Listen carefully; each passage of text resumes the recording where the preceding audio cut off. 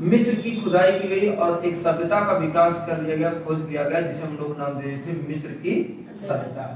हम कहें मिस्र की सभ्यता ये है। और ये सबसे ज्यादा किस लिए फेमस है बताए? अपने पिरामिडों के लिए। किसके लिए भाई? पिरामिडों के लिए फेमस है। और मिस्र की गीजा शहर में है पिरामिड भैया। किस शहर में? गीजा शहर में। और यहाँ पे उस समय ये बताता है कि ये देवताओं की पूजा करते थे। इसकी देवताओं की पूजा करते थे, देवताओं की पूजा करते थे लोग। ठीक, इसके बाद 3100 ईसा पूर्व, ईसा मसीह के जन्म लेने से 3100 वर्ष पूर्व ये शुरुआत हुआ। इसके बाद इससे 600 वर्ष पूर्व एक नई सभ्यता खोजी गई, 600 वर्ष पूर्व। और उस सभ्यता को हम लोग रोमन सभ्यता कहते हैं। रोम की सभ्यता, रोमन सभ्यता। अरे बहुत धनवान होते थे यहाँ वाले लोग, बहुत सोना चांदी बहुत था। रोमन सभ्यता हुई। और रोमन सभ्यता की मतलब ये रोमन सभ्यता जो है अपने समय में अत्याधिक सबसे ज्यादा विकसित सभ्यता कही जाती है इसको। ये अपने समय में सबसे ज्यादा विकसित थी। अपने समय में सबसे ज्यादा क्या थी? विकसित सभ्यता थी। अच्छा, ये रोमन है कहाँ? इटली में, जहाँ की इंदिरा गांधी है। इटली में, इटली है इंदिरा गांधी का, उसके राहुल गांधी मम्मी क्या नाम है? इंदिरा गांधी नाम है भगवान जी। चलो हम पार्टी बताइए। इटली में थी, इटली की मम्मी थी। और राजीव गांधी जो है वहां पढ़ने गए थे, तब वहां शादी हुई थी उनकी। 600 वर्ष पूर्व हुई, 600 वर्ष ईसा पूर्व रोमन सभ्यता हुई। और ये अपने समय की सबसे विकसित सभ्यता थी। और ये कहाँ थी भाई? इटली। अब बात समझते हैं इसके आगे। ठीक, रोमन सभ्यता का सबसे ज्यादा विकास किस सागर के मध्य हुआ? याद रखिएगा, भूमध्य सागर। किस सागर भाई? भूमध्य सागर। भूमध्य सागर में इसका रोमन सभ्यता का सबसे ज्यादा विकास हुआ। ठीक है, और इसकी एक मूवी बनी हुई है। उस समय पैगंबर हुआ करते थे मुस्लिम प्रजाति में, पैगंबर वगैरह, तो उस पर एक मूवी बनी है भूमध्य सागर। और बहुत बढ़िया सभ्यता थी, धनवान बहुत ज्यादा। और लास्ट में कहा जाता है इसमें अकाल पड़ गया था, दैवीय आपदा आ गई थी, और वहीं पे इस सभ्यता का क्या हो गया? विनाश हो गया लास्ट में। तो भूमध्य सागर में सबसे ज्यादा हुआ था। इसके बाद हम लोग समझते हैं रोमन सभ्यता दो भागों में बट गई थी।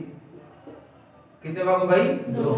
नाम सुनेंगे आप लोग। एक का नाम था सीजर, सीजर, और दूसरे का नाम था, शासक थे आगस्टस। किसका नाम था? आगस्टस। और इसका पूरा नाम था जूलियस सीजर। नाम सुने नहीं? जूलियस सीजर थे। और इन्होंने अपनी सभ्यता को इतना बढ़िया बता दिया कि भैया पहले तो मिस्र वाली हमारी ग्रामीण ठहर गई, ये सभ्यता नगरीय सभ्यता बदल गई। कैसे बदल गई भाई? नगरीय सभ्यता। बहुत बढ़िया महल वाले इसमें मिले हैं, नगरीय सभ्यता। फिर इसके बाद देखो, हम लोग को अभी इतना ही पढ़ना है, इसके आगे हम लिखना है। ठीक है, क्योंकि विदेशी सभ्यता जब आपको भारत का इतिहास ज्यादा पढ़ना है, ये सब चीज में घुसेंगे तो इतिहास हो वो गहराई में चले जाएंगे तो और मिलता जाएगा ऐसे। इसके बाद आई कौन सभ्यता? फारस की सभ्यता। कौन सभ्यता भाई? फारस की सभ्यता। हम अभी आपको सभ्यता का क्रम बता रहे हैं केवल। फारस की सभ्यता, वो भी ईरान से थी। कहां से? ईरान। ये 500 ईसा पूर्व। पहली सभ्यता 3100, दूसरी 600 और तीसरी 500। ये लगातार घट रही है। इसका मतलब लगातार हम लोग भविष्य की ओर आ रहे हैं। ठीक है ना? बताया था कि ईसा पूर्व चलते हैं समय घटेगा अगर आगे की ओर, और दूर जाएंगे तो क्या होगा? बढ़ेगा। हम आगे की ओर बढ़ रहे हैं, घट रहा है। 500 ईसा पूर्व हुआ था फारस की सभ्यता। और फारस की सभ्यता में याद रखिएगा एक महत्वपूर्ण खोज हुई है, जिससे पता लगा कि भैया यहाँ के लोग जो है आग की पूजा करते थे। आग की क्या करते थे? पूजा। आग की पूजा करते थे। अच्छा, तो आग की खोज किस काल में हुई? पहिए की खोज सबसे पहले खेती नवपाषाण काल में किस स्थान पे? मेहरगढ़। सबसे पहले, उससे भी पहले लहुरा चावल की खेती हुई। और यह शब्द किससे संबंधित है? मेहरगढ़ किन दो घाटियों को, पहाड़ियों के? सलेमान और किरथर। सबसे लंबे चलने वाली सभ्यता भी कौन थी? मेहरगढ़। ठीक है, याद रखेंगे। देखो रटोगे तो रट की याद नहीं कर पाओगे, ऐसे समझे रहो। जब पढ़े रहोगे तो ऑप्शन देखते ही तुम्हें आंसर आ जाएगा। ठीक, आपको लिखना नहीं है उसको, बस समझना। और जब पढ़े रहोगे जैसे ऑप्शन देखो खटाक से दिमाग में पहला जो दिमाग में आइडिया है वही आंसर होगा। उसके बाद अगर भटक गए तो फिर ट्रैक गड़बड़ हो जाता है। और कई बार आप लोग देखे भी होंगे कि ऐसा होता है हम लोग का आंसर सही आता पहली बार में, लेकिन उसको गलत काट के गलत आंसर लाते हैं तो उसमें संतुष्ट होती है। तो यहाँ के लोग याद रखेंगे आग की पूजा करते थे। और जानते हैं ये जो यहाँ के लोग थे इनको हम लोग पारसी कहते थे। क्या कहते थे? पारसी। पार्सियन शब्द सुने होंगे आपको, बिल्कुल ये थे पारसी वाले। और ये बहुत बेहद ही शांति पसंद लोग होते थे। शांति पसंद, शांति पसंद मतलब मार काट से बहुत दूर रहने वाले लोग होते हैं, इराक वाले शांति पसंद लोग होते थे। और यही भारत में आए थे, भारत को खेती वेती करने का ज्ञान दिए थे। तो पीली नदी किनारे सभ्यता पाई जाएगी तो उसे कहेंगे पीली नदी की क्या सभ्यता कहेंगे। पीली नदी की सभ्यता हो गई। और यहाँ पे ये पीली नदी मौके से है कहाँ? हान चाइना में, चाइना में, हान चाइना। जैसे अपने यहाँ यूपी है, एमपी है, एचपी है, हिमाचल प्रदेश, आंध्र प्रदेश, मध्य प्रदेश, ऐसा हान चाइना है। अरे लोग बहुत खाते हैं, क्या क्या खाते हैं कुछ पता नहीं। और यहीं पे एक नदी है, इसी नदी को हम लोग कहते हैं ह्वांगहो यांग। नाम था इसका ह्वांगहो नदी। बाकी पूरा नाम अगर आप पढ़ेंगे इतिहास में इसका नाम था ह्वांगहो यांग टिसिकांग। ह्वांगहो यांग टिसिकांग नाम रखेंगे आज ह्वांगहो नदी। यहाँ याद रखिएगा सबसे ज्यादा उपजाऊ भूमि मिली है, उपजाऊ। तो कंफर्म बात है यहाँ पे कोई ना कोई सभ्यता होगी, उपजाऊ भूमि मिली है, ठीक। और यहाँ पे जो है कागज की खोज हुई, चाइना ने कागज खोजा था याद रखिएगा। और रेशम की खोज भी चाइना की, रेशम की खोज। आपको जब हम इकोनॉमिक्स पढ़ाएंगे तो बताएंगे कि लोग कैसे व्यापार करते थे। भारत के 20 से रुपए जाया करते थे, तो भारत ने कहा हम टैक्स लेंगे तब जाने देंगे तुमको यहाँ से, नहीं जाने ही नहीं देंगे। तो ह्वांगहो नदी और दूसरा क्या कागज की खोज हुई, और उसी दूसरा क्या रेशम की खोज भी यहाँ की गई। कागज किससे होता है भाई? पौधों से, पौधों के पेड़ों से अच्छी क्वालिटी के पेड़ हम लोग तलाशते हैं, काटते हैं, उसी का कागज बनाते हैं। और इसका प्रोसेस बहुत सारा होता है, वहाँ अलग बात है। इसके बाद हम लोगों ने ग्रीस की खोज की, ग्रीस की सभ्यता आई। और ग्रीस में एक बहुत ही बेहतरीन सैनिक संगठन की कहानियां पाई जाती है, जिसमें 300 सैनिक थे, 300 सैनिक पाए गए थे। और ये जो सैनिक थे ना, इनको हम लोग स्पार्टा कहते थे। क्या कहते थे भाई?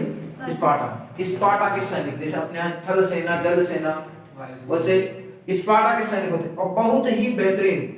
इनकी जानते हैं ट्रेनिंग का कितने साल होती है? इनकी ट्रेनिंग जो है 10 साल होती है। 10 साल ट्रेनिंग करेंगे तब जाके लड़ेंगे। 10 साल ट्रेनिंग होती थी इनकी। और जानते हैं जब जो सीजर भी बताए थे, उसी का एक वंशज था, उसका नाम था जरक्सीज। वो क्या था, पूरे विश्व पर कब्जा कर ले रहा था। तो इन्हीं 300 सैनिकों के समूह ने, जिसे हम लोग स्पार्टा कहते हैं, इन्हीं स्पार्टा के सैनिकों ने अकेले 300 ने, अच्छा इसके मुखिया का नाम याद रखेंगे लियोनाइडस। लियोनाइडस ऐसा नाम है, वो लियोनाइडस था, वो ठीक है, लियोनाइडस था। और इन्हीं के संगठन में 300 सैनिकों को मार करके, मतलब 300 सैनिकों ने मार करके 20,000 सैनिकों को हराया था। सोचो 10 साल ट्रेनिंग, तब गए हैं लड़ने, बेहतरीन सिपाही होगी। और इन्होंने ही 20,000 सैनिकों को मौत की घाट उठा दिया और उसकी दीवार बना दी थी, सल्ला से ऊपर नीचे रख करके दीवार, इतनी लाश बिछा दी, मतलब इतना बड़ी दीवार बना दी कि जो सामने से दूसरे वाले ग्रुप आए लड़ने वाले, देखे अरे भैया इतना बड़ा दीवार, वो हमारे ही सैनिक मार मार के कूड़े की तरह रखे हुए हैं।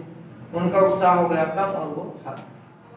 तो ये 300 बड़े कमाल के रहे होंगे, थे 300 थे। और जानते ये 300 जो 20,000 थे, उनके जो सैनिक थे उसके राजा का नाम था जरक्सीज। और उसे काले देवताओं का भी राजा कहा था, मतलब भूत प्रेत वाले देवता भी कहा जाता है इनको, जरक्सीज, बाहुबली। अरे बहुत मारकाट हुई, 300 लोग इसमें, बहुत इसमें से। अच्छा इनमें लड़ाई हुई क्यों थी? लास्ट में क्या होता है, जब ये लियोनाइडस मार दिया था, इसमें लड़ाई हुई क्यों थी? क्योंकि जैसे इसमें एक आदमी आया था एडमिट होने के लिए, भर्ती होने के लिए, जैसे हमको भैया हमको भी ले चलो, हमें भी लड़ना है, उसके कुंवर निकली थी। तो इन्होंने कहा कि भाई हम 300 के संगठन है और हम ऐसे लोगों को अपने ग्रुप में नहीं लेंगे जो शारीरिक रूप से अपंग हैं। ठीक, आप मदद करना चाहते हैं, आप खाना बना सकते हैं, खाना पहुंचा सकते हैं, लेकिन आपको हम लड़ने के लिए नहीं कहेंगे क्योंकि आप विकृत है वैसे। तो उसको क्या होगा, बुरा लग गया, उसको बुरा लग गया, अब वो चला गया दरक्षी के पास। भाई किसी को ऐसी बात ना बोलो तो उसको लग जाए, नहीं तो तुम्हारे दुश्मन से हाथ मिलाएगा। वो गए दरक्षी के पास, कहा हमको भैया, हम उसके सारे राज जानते हैं, जैसे अपनों की कमजोरियां अपने ही जानते हैं, ठीक, तुम्हारी कितनी कमजोरियां तुम्हारे घर वाले जानते होंगे, तुम्हारे पापा, तुम्हारी दीदी ऐसे जानते होंगे। अब वो गए, कहे हम उसकी सारी नस जानते हैं, बता देंगे उनसे, तो हम आपसे बता देंगे, आप हमको एडमिट कर लो। तो वो कहा ठीक है, और ये जरक्षी इतना तेज आदमी था राजनीति में, उसको अपने में एडमिट किया, अच्छा वेतन दिया, खूब ढेर सारा पैसा, और उस समय की सारी सुविधाएं, मतलब पूरी दाल और फुल पार्टी उनके। अब खुद सोचे सब बता दे, आप फिर वो नहीं बीच अटैक नहीं करता। हालांकि वह समय तो हरा दे, बाद में लियोनार्डस की मृत्यु हो गया था। ठीक, बहुत कहानी है। तो इससे ये भी शिक्षा मिलती है कि कोई भी अगर आए, उससे मान लो तुम्हें मना करना है, इस तरीके से कहो कि उसको लगे ना कि आप मना कर रहे हैं, मतलब उसको ऐसा कहो कि उसका भी काम हो जाए और आपका भी काम, है ना। नोट करो इसको।